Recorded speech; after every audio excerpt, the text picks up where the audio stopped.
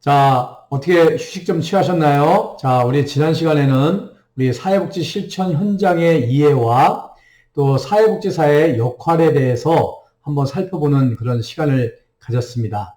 우리 사회복지 실천 현장의 이해와 또 사회복지사의 역할은 매우 중요한 거니까요. 여러분들이 꼭 잘 숙지를 해 두시기 바랍니다. 우리 사회복지 실천 현장에서 사회복지사로서의 활동을 할 때 꼭 필요한 지식이고요. 또한 사회복지사 1급 시험에 꼭 나오는 그런 주제이기도 하니까요. 여러분들이 이 사회복지 실천 현장과 사회복지사의 역할에 대해서 잘 알아두시기를 바라고요. 자, 이번 시간에는 우리 사회복지 실천 현장에서 우리 사회복지사와 클라이언트가 서로 관계를 맺게 되는데요. 이 사회복지사와 클라이언트와의 관계를 맺는 그 관계를 전문적 원조관계다 이렇게 얘기를 해요. 우리 전문적 원조관계의 요소가 어떤 요소들이 있는지 또 이 전문적 원조관계를 갖는 데 있어서 우리가 가져야 될 7가지 기본 원칙이 있는데 그 7가지 기본 원칙에 대해서 한번 살펴보고요.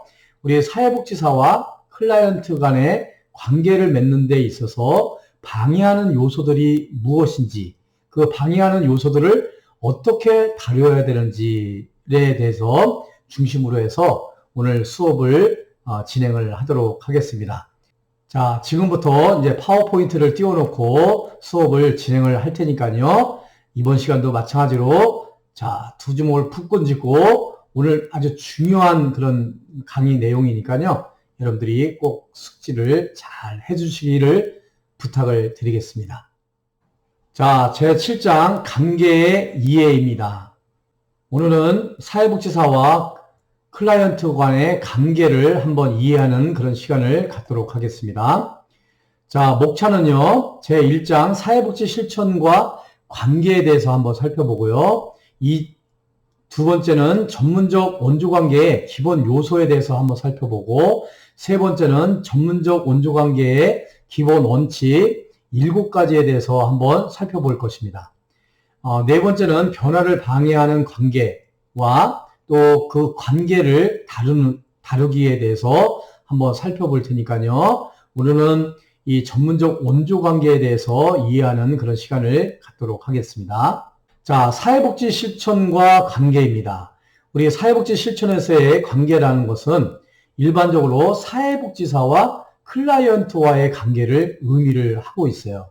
이 관계는 상호작용의 결과적인 모습이고 산물이므로 사회복지사와 클라이언트 간의 상호작용 과정을 우리가 관계다 이렇게 이야기를 할 수가 있겠습니다. 그래서 사회복지사와 클라이언트와의 상호작용을 우리는 관계다 이렇게 얘기를 할 수가 있는데요. 우리 사회복지사와 클라이언트 간의 상호작용이야말로 사회복지 실천의 노력의 핵심이라고 할 수가 있어요. 상호작용이라는 것은 영어로 말하면 give and take예요. 질문을 하고 답하고 답에 대한 또 질문을 하고 답하고 서로 의사소통을 하는 거죠. 서로 주거니 받거니 하는 것을 우리가 상호작용이다 이렇게 얘기를 할 수가 있겠습니다. 이 사회복지사와 클라이언트와의 관계는 일반적인 대인관계가 아니라 클라이언트의 적응과 문제 해결을 돕기 위한 목적에서 이루어지는 전문적인 관계다 이렇게 이야기를 할 수가 있어요. 그래서 우리가 일반적으로 말하는 인간관계와 차이점은 전문적인 관계다. 사회복지사가 전문직이죠. 그 전문직 사회복지사와 문제를 가지고 있고 욕구를 가지고 있는 클라이언트 간의 관계, 이것을 우리는 사회복지 실천에 있어서의 관계다 이렇게 정의를 하고 있습니다. 우리 사회복지 실천에서의 관계란 사회복지사와 클라이언트 간의 감정과 태도의 역동적인 상호작용이라고 할 수가 있겠어요. 그래서 클라이언트의 문제 해결과 그를 둘러싸고 있는 환경과의 사이에서 보다 나은 적응을 위해 협력 또는 협상하는 것뿐만 아니라 개인이나 가족이나 집단이나 지역사회 자원을 적절히 동원하고 활용할 수 있도록 돕는 활동의 총체다. 이렇게 이야기를 할 수가 있어요. 그래서 우리 사회복지 실천 얘기를 했죠. 이 사회복지 실천은 사회복지사가 개인, 가족, 집단, 지역사회를 대상으로 해서 삶의 질을 향상시키기 위해서 돕는 전문적이고 체계적이고 조직적인 활동이다. 이렇게 정의를 드렸잖아요. 마찬가지로 그 사회복지 실천은 사실상 사회복지사와 클라이언트 간의 이 관계가 그만큼 중요하다는 거예요. 이 관계가 잘 정립이 되면 제대로 된 사회복지 실천이 이루어질 수가 있다. 이렇게 되는 거죠. 그래서 사회복지 실천에 있어서는 사회복지 실천 이꼬로 관계다. 이렇게 여러분들이 이해를 하셔도 될 정도로 이 사회복지 실천에 있어서 이 관계가 굉장히 중요하다라고 할 수가 있겠습니다. 두 번째, 전문적 관계의 기본 요소인데요. 그래서 우리가 사회복지사와 클라이언트 간의 관계를 우리가 일반적인 인간관계라고 얘기를 안 하고 전문적으로 원조해주는, 도와주는 관계. 그래서 전문적 원조 관계다. 이렇게 얘기를 하는데요. 이 전문적 관계를 갖기 위한 기본 요소가요. 첫 번째가 타인에 대한 관심을 가져야 돼요. 우리 클라이언트에게 일어난 일에 대해서 진실된 관심을 가지며 이들의 감정과 교류할 수 있어야 함을 의미를 해요. 우리 사회복지사는 타인에 대한, 즉 클라이언트에 대한 관심을 가져야 된다는 거죠. 두 번째, 헌신과 의무를 가져야 되는 거죠. 사회복지사의 헌신과 의무는 관계를 맺을 때 필수적인 절차상의 조건들로서 시간 약속을 한다든가요. 클라이언트의 문제에 대한 초점을 유지하는 것이라든가 성장과 변화를 가져오는 관계 유지를 지키는 것. 이것이 헌신과 의무라고 할 수가 있겠어요. 이 사회복지사가 클라이언트에 대한 헌신과 의무를 갖지 않는다면 제대로 된 관계를 형성할 수가 없겠죠. 세 번째, 수용입니다. 수용. 수용은 클라이언트를 자신의 감정과 사고에 대한 권리를 가진 독특한 개인으로서 배려하고 클라이언트에 대한 관심과 인식, 또 경청하는 태도, 그들의 행동에 대한 주의 집중, 또 돕고자 하는 열망의 전달, 클라이언트에 대한 진실된 염려를 의미하는 것이 수용이에요. 나중에 이제 기본적인 전문적 원조관계 7가지 원칙에서 수용에 대해서 말씀을 드리겠지만 이 수용은 있는 그대로를 받아들이는 거예요. 클라이언트를 있는 그대로. 잘생겼으면 잘생긴 사람대로, 못생긴 사람은 못생긴 사람대로, 부자는 부자대로, 가난한 사람은 가난한 사람대로 있는 그대로를 받아들이는 거, 이게 수용이라고 할 수가 있어요. 네 번째, 전문적 원조관계를 잘 가지려면 감정이입의 요소를 잘 감안을 해야 됩니다. 이 수용과 매우 밀접한 관계가 있는 개념인데요. 감정이입은 타인이 경험한 것을 이해하기 위해서 타인의 감정과 생각에 자신을 투사시키는 능력을 우리가 감정이입이라고 해요. 그러니까 상대방이 슬퍼하면 나도 슬퍼하고 상대방이 기뻐하면 나도 기뻐하는 거예요. 그러니까 상대방의 감정에 내가 이입하는 거예요. 상대방의 감정을 내 감정으로 받아들이는 거죠. 또 상대방의 감정을 내가 참여하는 거예요. 이것을 감정이입이라고 하는데 전문적 원조관계를 가지려면 이런 기본 요소 항목을 갖춰야 된다라고 할 수가 있겠습니다. 다섯 번째는요, 권위와 권한이거든요. 이 권위와 권위는요, 클라이언트와 기관에 의해서 사회복지사에게 위임된 권한으로 정의를 해요. 이 권위, authority라고 그러죠, 영어로. 우리 사회복지사는 전문적인 지식과 기술을 배운 전문가 집단이에요. 그래서 그 자격증을 인정을 해서 사회복지시설에서 임명을 한 거고요. 채용을 한 거죠. 그래서 사회복지기관에서 그 사람의 전문성을 인정을 해서 사회복지사로서 권위를 위임한 거죠. 그리고 거기에 따라서 클라이언트도 그 권위에 위임된 권한에 대해서 그 권위를 지켜나갈 수 있는 거죠. 또 클라이언트도 그 권위에 따라서 상담을 하고 또 치료를 받고 교육을 받게 되는 거죠. 그래서 우리 전문적 원조 관계에 있어서 이 권위와 권한을 위임받는다는 것은 매우 중요한 기본 요소라고 할 수가 있겠습니다.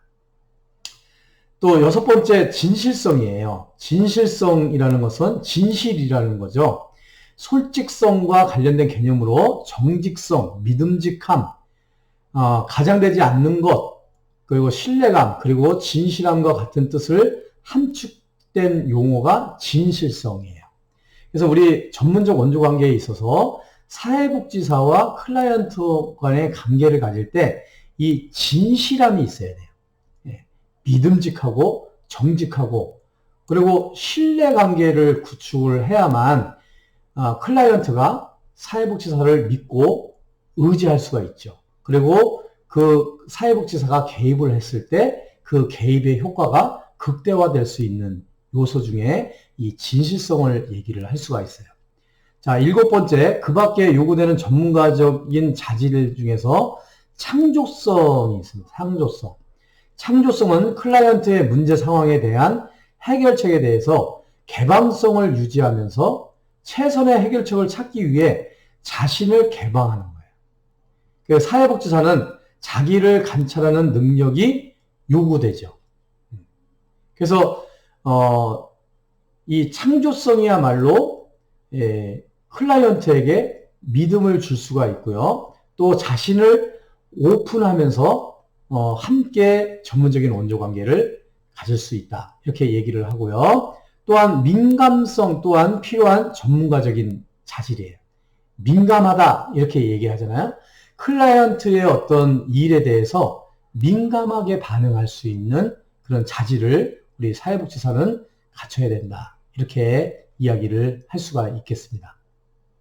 자, 그러면 지금부터 우리 전문적 원조관계 기본 요소를 한번 살펴봤고요. 자, 지금부터는 전문적 원조관계에 있어서 기본 원칙, 우리가 7가지가 있는데요. 그 전문적 원조관계에 있어서 기본 원칙 7가지를 한번 살펴보는 시간을 갖도록 하겠습니다. 여러분, 이 전문적 원조관계에 있어서 7가지 원칙은 반드시 우리가 사회복지 실천 현장에서 사회복지사가 역할을 담당을 하면서 지켜야 될 원칙이에요.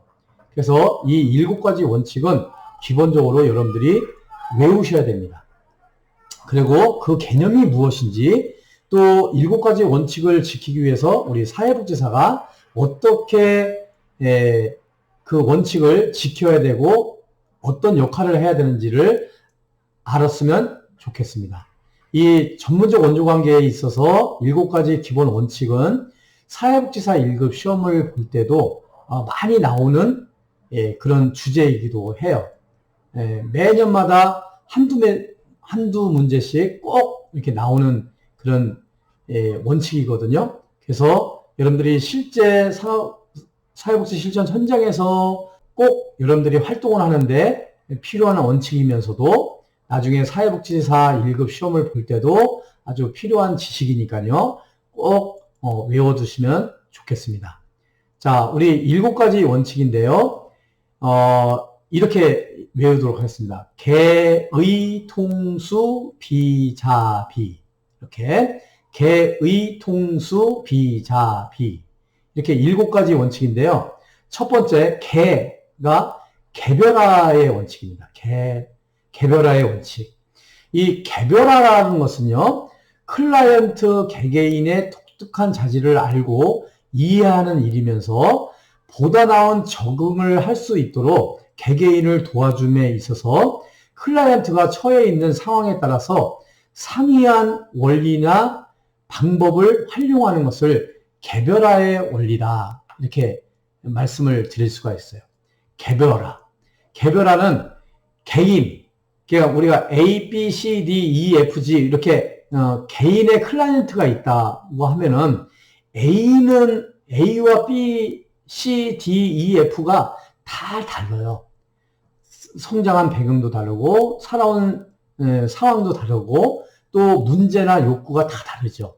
그래서 A는 A에 맞는 개별화, 상이한 원리와 방법으로 활용을 해야 되고요. B는 B 나름대로의 개별화 원리에 따라서 개입을 해야 되는 거고요. C는 C대로. 그래서 각각의 개인을 내 맞는 그런 개입 방법과 원리를 가지고 접근을 하고 개입을 해야 된다라는 것이 개별화 원리라고 할 수가 있어요. 이 개별화를 위한 사회복지사의 역할은요, 사회복지사는 인간에 대한 편견이나 선입견으로부터 자유로워야 돼요. 이 사람은 뭐 더러워, 이 사람은 범죄자야, 뭐 이렇게 편견을 가지면 안 되고요. 그 사람 한 사람을 소중한 마음으로 받아들여야 된다, 이런 거죠. 그리고 클라이언트의 개별적인 측면뿐만 아니라 환경적인 측면, 즉 전체적인 면까지 관여해야 하고요. 사회복지사는 클라이언트의 개별적인 특성을 충분히 알고 이해할 필요가 있기 때문에 경청은 물론이고 감정이입적 이해, 수용, 진실성 등이 요구된다, 이렇게 할 수가 있겠어요. 조금 전에 우리 전문적 원조관계에 있어서 기본 요소에 대해서 말씀을 드렸죠. 이 개별화 이 원리를 지키기 위해서는 우리 사회복지사는 경청을 잘해야 돼요. 경청, 상대방의 클라이언트의 말을 잘 들어주는 거죠. 감정이입 얘기했죠.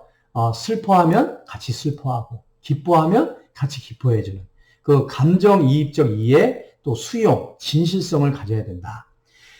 사회복지사는 클라이언트가 개인적으로 취급되고 있다는 사실을 인식할 수 있도록 해야 하는데요. 이를 위해서 클라이언트에 대한 세심한 배려가 이루어져야 해요.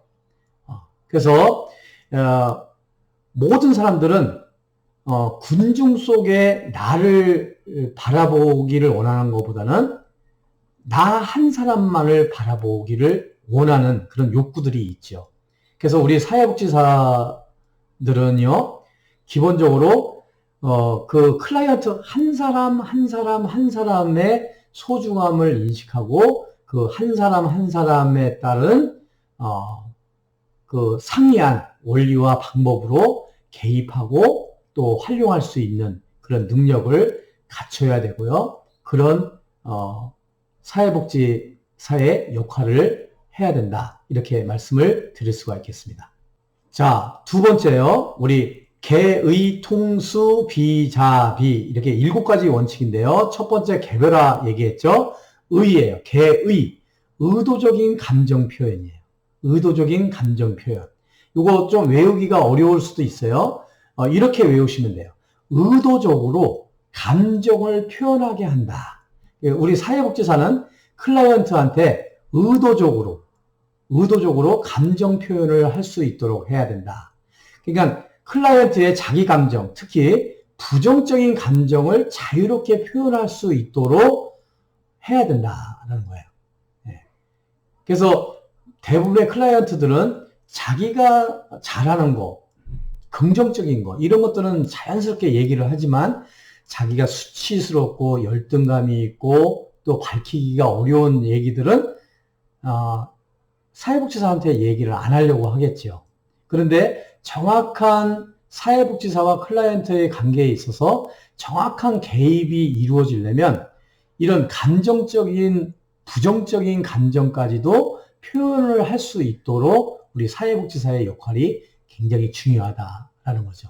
그래서 전문적 원조관계에 있어서 기본 원칙 두 번째가 의도적으로 감정을 표현할 수 있도록 해야 돼요. 그래서 사회복지사는 의도적으로 경청을 해야 되고요. 그의 감정 표현을 낙담시키거나 비난하지 말아야 돼요. 그리고 정서적인 지지를 통해서 클라이언트가 감정을 표시할 수 있도록 의도적으로 기회를 자꾸만 마련을 해주어야 되는 거예요. 의도적으로. 그러니까 편안하게 이렇게 해줘야 되는 거죠. 그래서 클라이언트의 감정 표현을 돕기 위해서는 사회복지사는 안정된 환경을 조성을 해줘야 돼요. 자연스럽게. 너무 공포감을 조장을 한다든가, 뭐 다구친다든가, 뭐 압박을 가한다든가 이러면은 부정적이고 수치스럽고 열등감 사로잡힌 그런 얘기들을 안 하겠죠. 그냥 편안하게 자기의 진솔한 마음을 이렇게 이야기를 할 수 있도록 의도적으로 감정 표현을 할 수 있도록 안정된 환경을 조성을 해야 된다. 또 허용적인 태도와 편안한 분위기를 조성을 해야 되고요. 클라이언트를 정서적으로 이렇게 지지를 해줘야 돼요. 뭐 감정이입, 또 진실성, 뭐 이런 것을 가지고요. 클라이언트가 자연스럽게 편안하게 이야기를 할 수 있도록 정서적으로 이렇게 감정이입도 해주고 끄떡끄떡 해주기도 하고 이렇게 하면서 자기의 어떤 부정적인 감정까지도 다 이렇게 이야기를 할 수 있도록 하는 것이 의도적인 감정 표현을 하기 위한 우리 사회복지사의 역할이라 할 수 있겠어요. 그러면 감정을 표현하도록 또 격려를 해줘야 돼요. 격려. 그래서 이렇게 한다 그러면 의도적인 감정 표현이 이루어질 수가 있겠죠. 자, 세 번째는요. 개의 통수 비자비에서요. 개별화 얘기했죠. 의도적인 감정 표현. 그러니까 부정적인 감정까지도 표현할 수 있도록 해야 된다. 세 번째, 통의 통. 개의 통제된 정서적 관여. 이 의도적인 감정 표현도 좀 외우기가 어렵지만 통제된 정서적 관여도 좀 외우기가 어려워요. 그런데 의도적인 감정 표현도 의도적으로 감정을 표현할 수 있도록 해야 된다. 이렇게 외우라고 그랬죠. 의도적인 감정 표현. 이것도 마찬가지예요. 통제된 정서적 관여. 정서적으로 관여를 하는데요. 우리 사회복지사가 절제된 정서적 관여를 해야 돼요. 통제된 정서적 관여. 이렇게 외우시면 되겠습니다. 자, 세 번째 원칙은 통제된 정서적 관여인데요. 사회복지사가 클라이언트의 감정에 민감하게 대처하고 그 감정의 의미를 이해하면서 클라이언트의 감정에 의도적 목적을 가지고 적절히 반응하는 거예요. 적절히 반응하는 거. 통제된 정서적 관여. 그러니까 클라이언트가 이렇게 말을 하면서 막 울먹여요. 울어. 그러면 슬픈 표정을 지어주면서 적절하게 그 슬픔을 함께 하면서 그 슬픔의 이야기를 이렇게 들어줄 수 있는 거. 정서적으로 관여를 해주는 거예요. 아, 그렇군요. 그렇게 슬펐겠군요. 아, 그때 힘드셨겠어요. 이렇게 장단을 맞춰주는 거. 그리고 그 사람이 기뻐하면 또 기뻐하는 대로 정서적으로 관여를 해주는 거예요. 같이 기뻐해주고 웃어주고 박수를 쳐주고 이렇게 지지해주는 거죠. 그러되 통제해야 돼요. 너무 클라이언트가 막 운다고 해서 클라이언트보다 사회복지사가 너무 막 그 감정이 이입이 돼가지고 더 운다든가 클라이언트가 기뻐한다고 해서 내가 그걸 오버해가지고 너무 기뻐하면은 안 되겠죠. 그래서 적절하게 통제된 정서적 관여. 이것이 우리 사회복지사와 클라이언트의 전문적 원조관계를 갖는 데 있어서 우리가 꼭 지켜야 될 원칙이다. 이렇게 얘기를 할 수가 있겠어요. 그래서 통제된 정서적 관여를 위한 사회복지사의 역할로는요, 이 민감성이 있어야 돼요. 민감성은 클라이언트의 감정을 보고 듣는 것을 우리가 민감성이다. 이렇게 얘기를 하고요. 또 이 통제된 정서적 관여를 하기 위해서는 이해 능력이 있어야 돼요. 이해. 사회복지사는 클라이언트와 그의 문제에 관한 감정의 의미를 이해할 필요가 있어요. 그 다음에 반응 또는 응답을 해줘야 돼요. 클라이언트의 행동과 표현에 대해서 사회복지사가 적절하게 자신을 들어 보이는 거예요. 반응.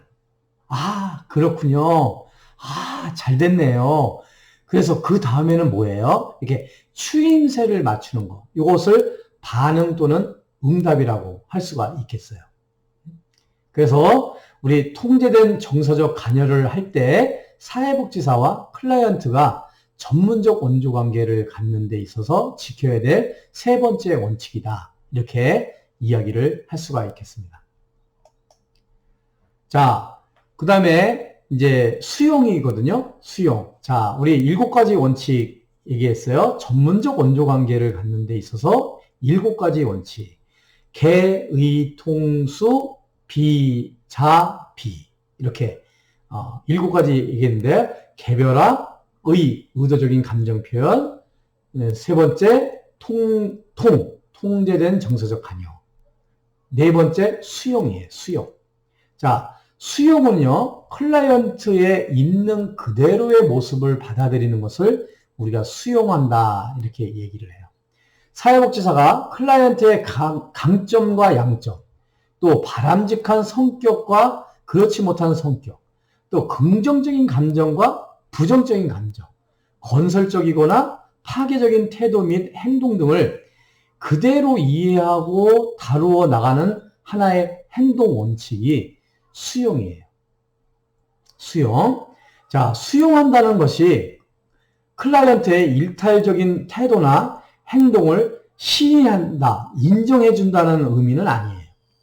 그들의 부도덕하고 반사회적인 행동을 받아들인다는 의미는 더더욱 아니에요. 수용의 대상은 선한 것이 아니라 있는 그대로, 그냥 있는 그대로의 참된 것을 의미하는 것이 수용의 개념이다 라고 할 수가 있겠습니다. 이 개념 잘 이해를 하시면 되겠어요. 그래서 클라이언트에 대한 수용을 잘하기 위해서 사회복지사의 역할은 먼저 장애물을 제거를 해야 돼요. 이 수용을 하려고 하면 있는 그대로, 클라이언트의 있는 그대로의 모습을 받아들이기 위해서는 이 장애물을 제거를 해야 되는데요. 이 장애물은요, 인간 행동 유형에 대한 불충분한 지식, 이런 장애물을 해소를 해야 돼요. 그리고 있는 그대로 수용하지 않는 거, 이런 장애물을 제거를 해야 돼요. 클라이언트에게 자신의 감정을 돌리는 거, 이거 제거를 해야 되죠. 또 편견이나 선입견 같은 것도 우리가 제거를 해야 돼요. 클라이언트에 대한 존중의 결여, 클라이언트를 존중해줘야 되는데 존중하지 못하는 것, 이것이 우리 수용을 하는 데 있어서의 장애물이에요. 이런 장애물을 없앨 때 클라이언트에 대한 있는 그대로의 모습을 우리 사회복지사들은 받아들일 수가 있는 거죠. 이 편견이나 선입견을 가지면 제대로 된 수용을 할 수가 없어요. 저 사람은 나쁜 사람이야 라고 한다면 있는 그대로를 받아들일 수가 없죠. 그래서 이 수용, 우리 사회복지 실천에 있어서 전문적 원조관계의 기본 원칙 네 번째, 수용, 이 수용의 개념을 잘 이해를 하시면 좋겠습니다. 다음은요, 비심판적 태도예요. 자, 우리 7가지 원칙 하고 있죠. 개의, 통수, 비, 자, 비. 비심판적 태도예요. 비심판적 태도. 비심판적 태도는 비자는 안일 비자예요. 안일 비자. 그래서 심판하지 않는 태도를 비심판적 태도라고 해요. 우리가 판단한다, 이렇게 정죄한다. 종교적인 용어로 정죄한다. 저놈은 나쁜 놈이야. 저놈 아주 부도덕한 놈이야. 이렇게 정죄하는 거, 판단하는 거, 심판하는 거. 이것을 심판적 태도라고 하는데 그런 심판적 태도를 갖지 말아야 된다는 거예요. 비심판적 태도.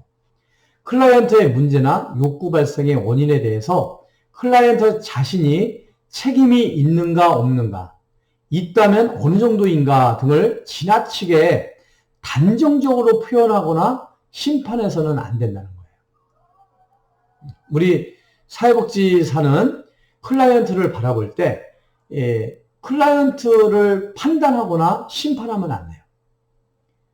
비심판적인 태도를 가져야 된다. 그러니까 비판을 받을 위험을 느끼지 않을 때 클라이언트는 사회복지사에게 신뢰감과 자존감을 갖고 자기 자신을 있는 그대로 표현할 수 있고요.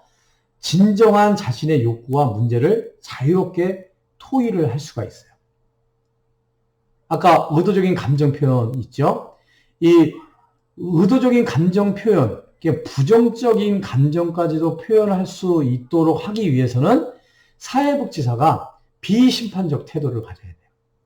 만약에 클라이언트가 이 사회복지사한테 내 진실된 고민과 내 진실된 상황들을 얘기를 했을 때 이 사람한테 나무람을 듣는다든가 비판을 받는다든가 심판을 받는다라고 생각이 되면 그 클라이언트는 절대로 자기의 솔직한 그런 감정 표현이나 자기의 솔직한 그 문제나 욕구를 말할 수가 없겠죠.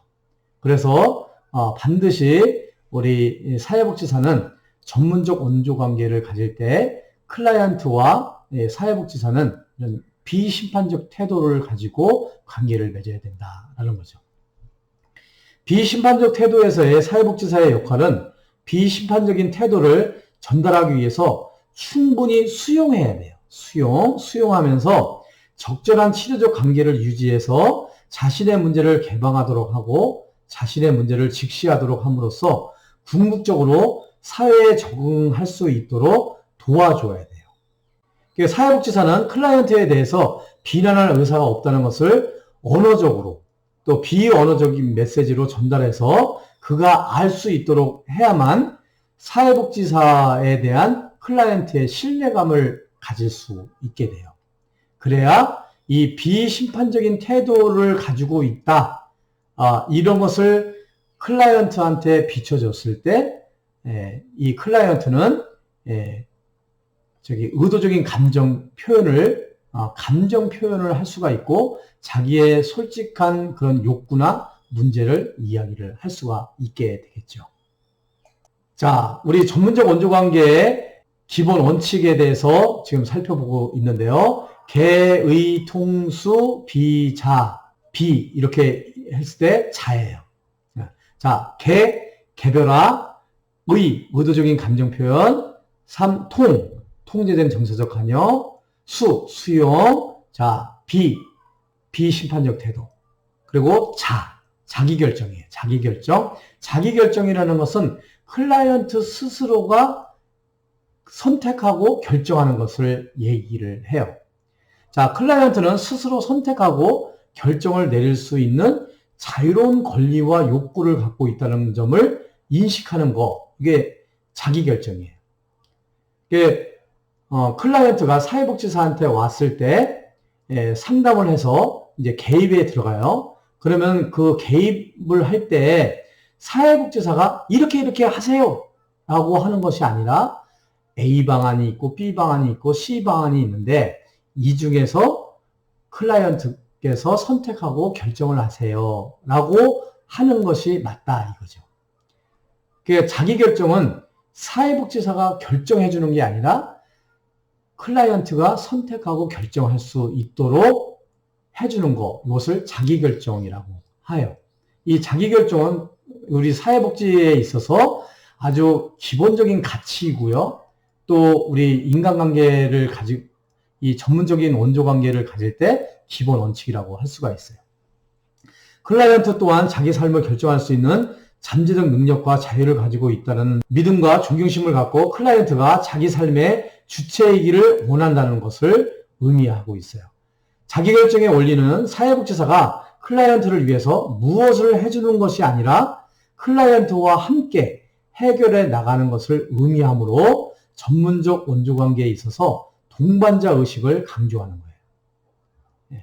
그래서 모든 선택과 결정은 함께 하되 그 결정의 선택권은 클라이언트에게 준다. 이렇게 이야기를 할 수가 있겠습니다.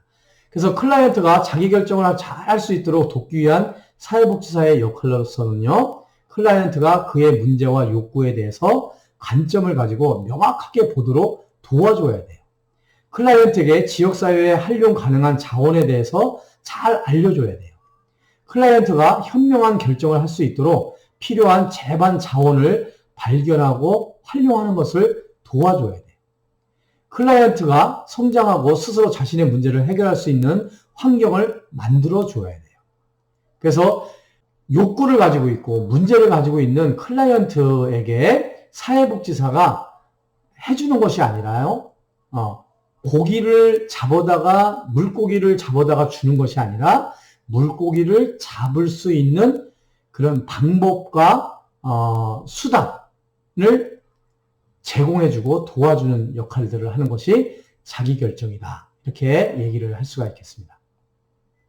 전문적 원조관계에 있어서 7가지 원칙, 개의, 통수, 비자, 비. 이제 마지막으로 비밀보장이에요. 비밀보장. 비밀보장은 클라이언트의 기본 권리에 기초하는 것으로 전문적인 원조관계를 통해서 밝혀지는 클라이언트에 관한 정보를 누출시켜서는 안 된다라는 게 비밀보장이에요.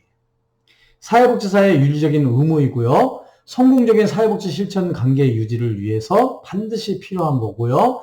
우리 조금 전에 얘기했던 자기결정 또 이 비밀보장은 우리 사회복지 실천에 있어서의 가장 핵심이 되는 가치라고 할 수가 있겠어요.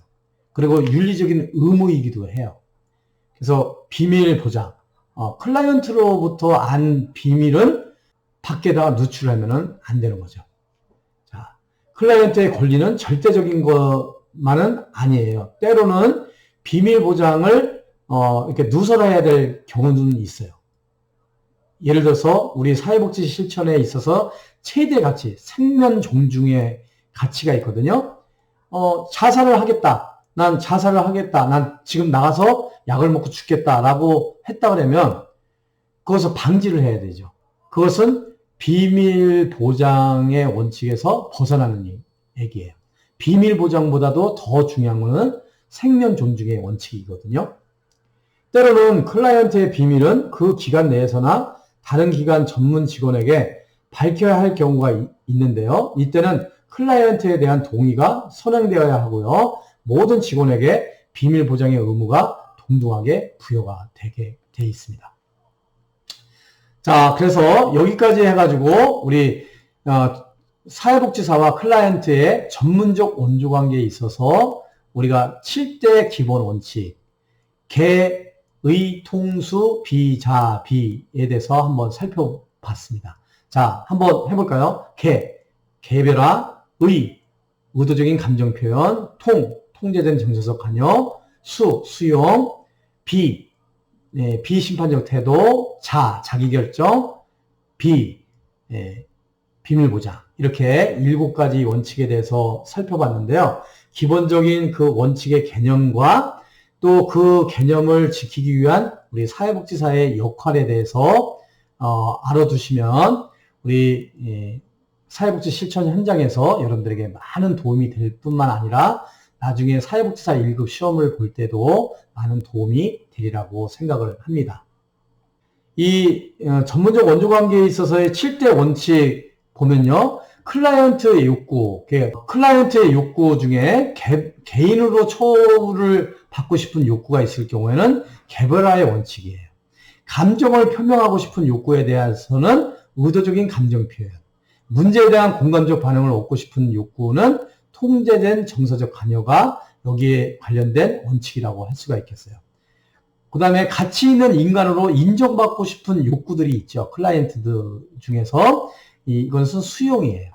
심판받지 않으려고 하는 욕구, 비심판적 태도고요. 자신이 선택과 결정을 내리고 싶은 욕구들을 클라이언트는 갖고 있죠. 그거에 대한 기본 원칙은 자기결정. 자신에 관한 비밀을 지켜주기를 바라는 욕구들이 있죠. 여기에 대한 기본 원칙은 비밀보장이다 라고 할 수가 있겠습니다. 자, 우리 다음으로요. 변화를 방해하는 관계와 관계 다루기를 한번 살펴보도록 하겠습니다. 우리 이제 사회복지 실천의 목적은요. 사회복지사와 클라이언트가 만나서 사회복지사가 클라이언트의 어떤 욕구라든가 문제를 해결하는 것뿐만 아니라 사회복지사는 클라이언트의 어떤 변화를 통해서 개입을 하게 되고요.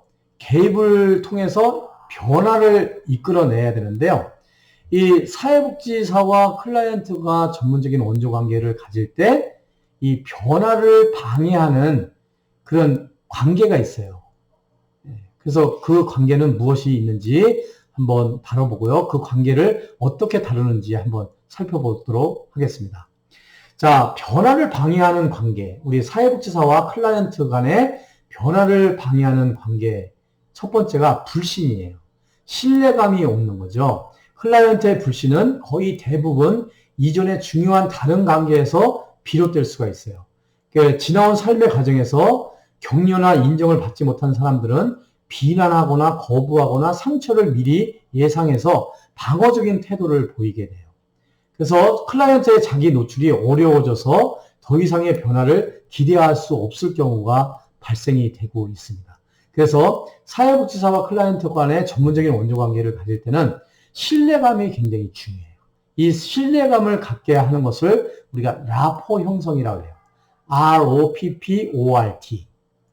ROPPORT. 라포 형성이라고 하는데 신뢰감을 형성하는 거예요. 이것이 우리 사회복지 실천에 있어서 굉장히 불신을 불식시키고 신뢰감을 갖는 거 중요합니다. 그 다음에 비자발성이에요. 비자발성. 비자는 아닐 비자죠. 자발성은 스스로 오는 거예요. 우리 클라이언트 중에서는 스스로 문제와 욕구를 해결하기 위해서 찾아오는 경우도 있지만 제3자에 의해서 의뢰된 클라이언트가 있어요. 비자발적인 클라이언트죠. 이런 비자발적인 클라이언트는 변화의 동기가 없이 타인에 의해서 전문적인 도움을 받도록 강요받은 사람으로서 개입 과정에서 이 개입 과정에 대한 불만과 적대적인 감정을 표현하기가 쉬워요. 그래서 사회복지사와 클라이언트 간의 관계를 갖기가 어려운, 그래서 변화를 방해하는 그런 관계라고 할 수가 있겠어요. 그 다음에 이제 저항이 있어요. 저항. 사회복지사와 클라이언트와의 관계에서 변화를 방해하는 힘이에요. 사회복지사의 개인 목표와는 반대되는 클라이언트의 행동을 우리가 저항이라고 하는데요. 이 저항에 부딪히게 되면 이 사회복지사와 클라이언트와의 전문적인 원조 관계가 깨지게 되죠. 그래서 우리 사회복지 실천 관계에 있어서 주로 많이 보이는 저항의 유형은요, 침묵이 있어요. 침묵. 말을 해라 해도 말을 하지 않아요. 침묵하는 경우 저항이에요. 핵심에서 벗어난 주제를 말하는 거, 이것도 저항이에요. 무력감을 표현하는 거예요. 잘 안 될 거예요. 해봤자 뻔하지요. 뭐 이런 식으로 계속 잘 안 될 거라는 무력감을 나타내는 거. 이거 저항에 속하죠. 그러니까 문제를 축소하거나 마술적 해법을 기대하는 거. 이거 저항이에요. 저항 심리를 행동으로 표현을 하기도 해요. 그래서 면담 약속 시간을 지키지 않거나 면담 중에서 안절부절 못하거나 몸을 움직이거나 지루해하거나 하품을 하는 행동. 이런 것들은 저항의 한 형태로 변화를 거부하는 거예요. 그러니까 우리 사회복지 실천에 있어서 사회복지사와 클라이언트의 관계를 가질 때 이렇게 저항에 부딪히는 경우가 있지요. 이것은 변화를 방해하는 관계라고 할 수가 있겠습니다. 그 다음에 전이와 역전이가 있어요. 전이. 이 전이와 역전이 가끔 이제 문제가 출제가 되고 있는데요. 전이라는 것은 클라이언트가 어린 시절 누군가에 대해서 느꼈던 바람, 원망, 사랑, 두려움의 감정들을 사회복지사에게 보이는 것을 전이라고 해요. 예를 들어서 내가 어렸을 때 아빠한테 많은 가정폭력을 당했어요. 그래서 아빠에 대한 감정이 안 좋아. 그런 클라이언트가 성장이 돼가지고 어떤 문제를 가지고 사회복지사를 딱 만났는데 이 사회복지사의 모습이 꼭 아빠의 모습인 거예요. 그러면은 감정이 안 좋겠죠. 그래서 그 아빠를 대하듯이 사회복지사를 대하는 거. 이것을 전이라고 해요. 이럴 때는 변화를 방해하는 관계가 되는 거죠. 역전이는요, 이 반대예요. 사회복지사가 클라이언트를 마치 자신이 과거에 접한 어떤 인물인 것처럼 느끼고 무의식적으로 그렇게 반응하는 것을 역전이라고 이야기를 해요. 그러니까 사회복지사가 클라이언트를 보면서 과거의 어떤 사건이나 어떤 인물을 인물에 대한 그런 감정을 클라이언트에게 똑같이 적용을 하는 거예요. 이것을 역전이라고 이렇게 이야기를 합니다. 그래서 이 전이도 문제고 역전이도 문제예요. 사회복지사와 클라이언트와의 관계를 갖는 데 있어서 변화를 방해하는 관계다라고 할 수가 있겠습니다. 자, 그러면 이런 이제 변화를 방해하는 그런 관계가 있는데요. 이 변화를 방해하는 관계를 우리는 어떻게 그냥 놔둬야 될까요? 아니에요. 이것을 잘 다뤄야 되겠습니다. 그래서 첫 번째가 긍정적인 재해석이에요. 이 긍정적인 재해석은요, 재명령 기법과 유사한 것으로서 클라이언트의 부정적이고 바람직하지 못한 감정에 대해서 사회복지사가 긍정적인 의미를 부여하는 것을 긍정적 재해석이라고 할 수가 있어요. 이 기법의 목적은 클라이언트의 자기 방어를 줄이고 손상되기 쉬운 자존감을 보호하고자 하는 거예요. 그래서 긍정적인 재해석을 통해서 이런 변화를 방해하는 관계를 다룰 필요가 있다라고 할 수가 있겠습니다. 그 다음에 성장의 기회로 문제를 재규정을 할 필요가 있어요. 문제의 재규정은 긍정을 강조함으로써 불편, 두려움, 변화에서 얻을 수 있는 장점을 이게 부각시켜주는 거예요. 문제에 대한 재규정을 해줌으로써 변화를 방해하는 관계를 다루는 방법이 있고요. 직면이라는 게 있는데, 직면은 클라이언트가 자신의 문제의 원인이 되거나 영향을 미치는 사고, 감정, 행동과 대면하는 것을 말하는 건데요. 클라이언트의 자기 인식을 고양시키고 변화를 촉진하는 직접적인 도구로 활용을 하는 거예요. 그러니까 직면은 뭐냐면 조금 전에 얘기한 것과 지금 얘기한 것과 서로 다를 때, 모순이 있을 때 직면을 한다 그러면요, 클라이언트한테 조금 전에 얘기할 때는 이렇게 얘기를 했는데 지금 이렇게 얘기하는 거는 다르네요. 어떤 게 맞는 거예요? 직접적으로 물어보는 거. 그리고 스스로 어떤 것이 맞는지 한번 생각해 볼 수 있는 기회를 주는 거. 이것을 직면이라고 이렇게 얘기를 합니다. 또 변화를 방해하는 관계 다루기, 전이와 역전이를 다루는 건데요. 전이는 클라이언트의 반응이 비현실적임을 지적하고 사회복지사가 갖고 있는 현실적인 관점을 갖도록 도와줄 필요가 있어요. 그리고 사회복지사에 대한 감정을 다른 사람에게도 느낀 적이 있었는지 알아보고 그 유래에 대해서 클라이언트가 깨달을 수 있도록 도와줄 필요가 있는 거죠. 그런데도 불구하고 계속 그 사회복지사에 대한 클라이언트의 반응이 전이가 계속 이루어진다면 다른 사회복지사하고 이렇게 교체를 하는 필요가 있다라고 할 수가 있겠고요. 역전이는요, 사회복지사가 자신의 감정에 관심을 갖고 클라이언트와 현실적인 관계에 관점을 갖도록 노력을 해야 돼요. 그러니까 역전이로 인해서 관계가 지속할 수 없을 경우에는 클라이언트에게 사회복지사 자신의 문제로 인해서 관계를 지속할 수 없음을 알리고 다른 사회복지사에게 의뢰를 할 필요가 있어요. 그래서 전이와 역전이를 다룸으로 인해서 변화를 방해하는 관계를 다룰 필요가 있습니다. 자, 또 변화를 방해하는 관계, 아까 저항이 있었죠? 저항 다루기예요. 변화로서의 진전을 심각하게 방해할 수 있을 경우에만 저항을 다루는 것이 바람직해요. 그러니까 저항이 목표 달성을 심각하게 방해할 때 저항을 다루는 것을 최우선적으로 하고요. 저항의 저변에 있는 현재의 감정에 초점을 둬야 되고요. 이 기법은 저항을 인식해서 해결하는 것 외에도 부정적인 감정을 표현함으로써 대인관계에서 부정적인 감정을 효과적으로 다룰 수 있는 경험을 제공하는 데 의미가 있다라고 할 수가 있겠습니다. 자, 이상과 같이 여러분들과 함께 오늘 사회복지 실천에 있어서 관계에 대해서 한번 말씀을 드렸습니다. 우리 사회복지 실천에 있어서의 관계는 전문적 원조 관계다. 이렇게 말씀을 드렸고요. 전문적 원조관계의 기본 요소 한번 살펴봤고요. 전문적 원조관계에 있어서 7대 기본 원칙에 대해서 한번 이야기를 나눠봤고요. 또 우리 사회복지 실천에 있어서 관계에 있어서 변화를 방해하는 관계, 그 관계를 또 다루는 기법에 대해서 한번 살펴보는 시간을 가졌습니다. 여러분 여기까지 수업 받으시냐고 대단히 수고 많이 하셨습니다. 여러분 또 다음 주에 뵙도록 하겠습니다. 여러분 감사합니다.